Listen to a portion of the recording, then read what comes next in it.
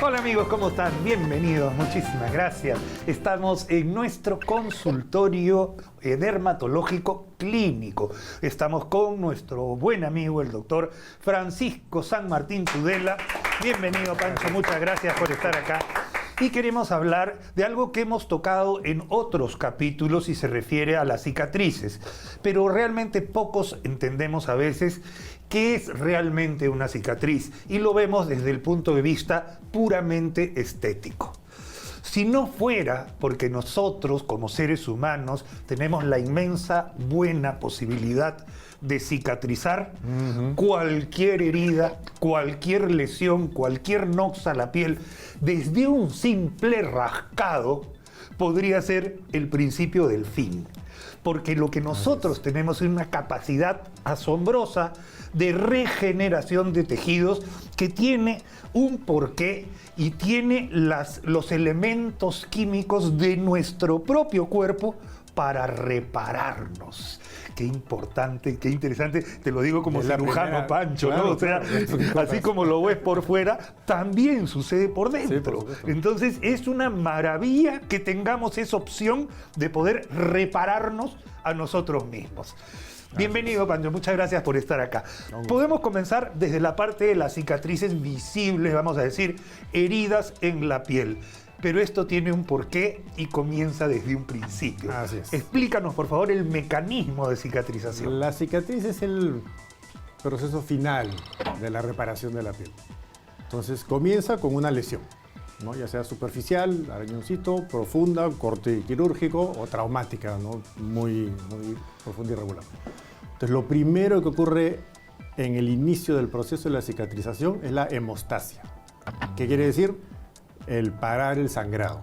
Entonces, ni bien hay una herida, la piel inmediatamente empieza su proceso de reparación, empiezan a llegar los famosos trombocitos, las plaquetas, empieza a unirse con las fibras de colágeno, se produce toda una reacción química mediada por unas enzimas tapón que forman un tapón que para el sangrado. Por eso es que al ratito que uno sangra, la sangre se empieza a poner espesa, porque ya se está dando el mecanismo químico. Entonces el tapón lo que hace es parar el sangrado. Primera fase que dura minutos. 4 o 6 minutos, efectivamente. No debería durar más de unos minutos, ya tenemos enfermedades y duran más de unos minutos. Inmediatamente después del proceso de hemostasia viene el proceso de limpieza de la herida. La propia piel comienza un proceso, si se dan cuenta, hay inflamación alrededor del cortecito. La inflamación es un mecanismo de defensa. En cualquier circunstancia la inflamación es un mecanismo de defensa. Y ahí vienen a tallar un montón de células, enzimas. Y algunas productoras de líquido que justamente hacen eso, limpian, ¿no es cierto? Efectivamente.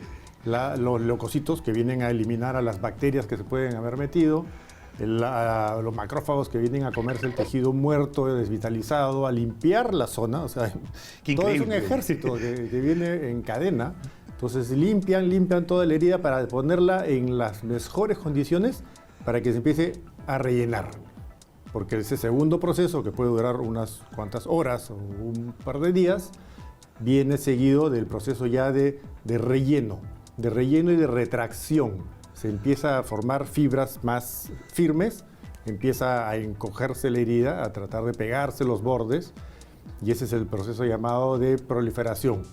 La proliferación empieza en las fibras de colágeno, las fibras de elastina, los fibroblastos, todas las células encargadas de rellenar y empezar a dar el cierre, digamos, de la herida y el comienzo de la cicatriz en sí, ¿no? Y al final ya es el proceso de remodelación. Cuando ya se formó este tejido anormal, que no es piel, que está uniendo y cerrando el defecto, empieza a remodelarse, empieza a perfeccionarse la cicatriz poco a poco. En ese proceso de perfección puede haber un montón de errores y fallas, dependiendo de si ha habido infección, si se ha reabierto, el sistema depende de la alimentación del paciente. Suciedad. X factores hacen que la cicatriz pueda ser más pareja, menos pareja, o incluso que se convierta en un tumor, que es el famoso queloide.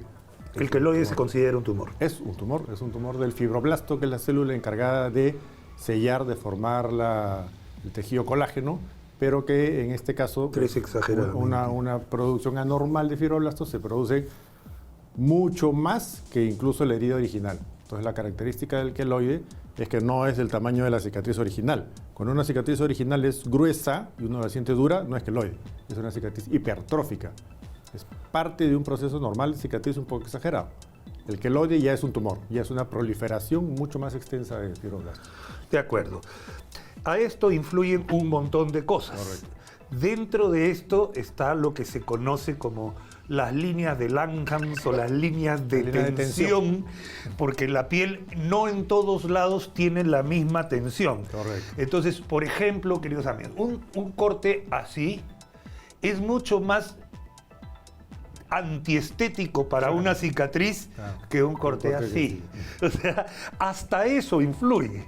Entonces, ¿por qué? Porque por dentro las fibras tienen también una trayectoria, una salida, y tienen, mientras más se respete, y jala igual. Claro, si tienes una línea así, va a jalar diferente y esas retracciones agrandan las heridas y todo. Pero esa es una de las cosas. Lo otro es el tipo de piel, es individual, Pancho. O sea, por favor, explícanos un poquito. Genéticamente, las personas no cicatrizan todos iguales. Hay personas que la cicatriz se les puede poner blanquita, como una línea que casi no notas. Hay personas que la cicatriz se les puede oscurecer. Y depende básicamente eso, del tipo de piel, la forma de cicatrización. Y más importante, la ubicación, ¿no? Y lo que tú decías, la dirección del corte. Y eso uno nace con eso. Uno nace, es una condición genética. Hay personas que cicatrizan con una forma oscura, irregular, siempre van a cicatrizar así. Hay personas que cicatrizan fabulosamente, que casi no se les nota las cicatrices. Y depende muchísimo de cómo fue la herida original. De acuerdo. Los materiales utilizados para cerrar una herida original también es otra de las cosas. Claro. Yo recuerdo que antes pues había la seda negra, 3 ceros, incluso no venía con agujas, sino el cirujano, me ha tocado, tenía que mojar un poquito ahí. Ensartar la aguja y coser casi con un pabilo, ¿no es cierto? Ahora los materiales son monofilamento, ya no trenzado. ¿No? Entonces ese monofilamento nos ayuda a que haya una mucho mejor disposición de los... Menos reacción de la piel, lo que hace que haya una mejor cicatriz. Correcto. Y eso, por supuesto, que ha ido cambiando con el tiempo. Claro. Pero también existen otro tipo de heridas, Pancho. No es lo mismo tener una herida con una gilet o con un bisturí, donde tienes dos bordes bien perfectamente lucidos, cuando hay una herida por mordedura de perro. Claro. ¿No? Hay un desgarro. Entonces, el cuerpo, sabiamente, repara como puede reparar. Es lo que se llama, claro, la cerrada primaria, la cerrada secundaria por granulación, cuando tiene que rellenar un defecto. Falta tejido, ¿qué es lo que sucede? A veces tú no puedes cerrar una herida, señora, es verdad lo es. A veces conviene dejarla abierta para que en lugar de cerrar arriba y no cierre abajo, dejas arriba abierto para que esto vaya rellenando. Y si fuera necesario, se puede hacer un toque, cirugía plástica y todo para mejorar el borde externo. Pero eso es lo que quiero que se entienda. Que así como uno ve las cicatrices de afuera de la piel, por dentro también sucede igual. Claro. Y nosotros en cirugía digestiva tenemos pues el temor siempre de lo que se llaman las adherencias, las bridas, que son básicamente cicatrices internas. Entonces es tan inteligente el cuerpo humano, qué maravilla. Es una maravilla cómo se puede autorreparar prácticamente todo cuando estamos... Y es una cadena de eventos, por favor, quiero que se entienda. Un proceso no pasa sin el otro, es una cascada. La cascada nunca va para arriba, siempre va para abajo. Y cuando hay un error en uno de los pasitos, ahí vienen los problemas, efectivamente, porque hay algunos que son dependientes de hígado, otros que son dependientes de las proteínas, otros que son... Y van en cascada, uno tras otro, y eso se llaman los factores de coagulación, que van uno tras otro y no pueden haber errores. Ahí es donde nos damos cuenta de que algo más existe. Pancho, este ha sido un paseo por la biología y además por la maravilla de nuestro cuerpo. Te agradezco mucho la simplicidad con que se ha contado este tema de las cicatrices. Señora, regresamos en un ratito. Tome lápiz y papel porque tenemos cosas muy importantes para usted. Muy bien.